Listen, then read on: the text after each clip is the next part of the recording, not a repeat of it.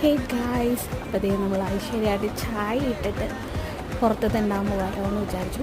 ചായ കുടിച്ചു, കുളിച്ചു, ഡ്രസ്സൊക്കെ മാറി. എന്നിട്ട് ഞാൻ വേറെ ഡ്രസ്സിട്ട് പുറത്ത് പോയി ജസ്റ്റ് അങ്ങോട്ടും ഇങ്ങോട്ടും ചുമ്മാ പോയതാണ്. പലയിടത്തിൽ പുതിയ വിശാൽ വന്നിട്ടുണ്ടെന്ന് പറഞ്ഞു.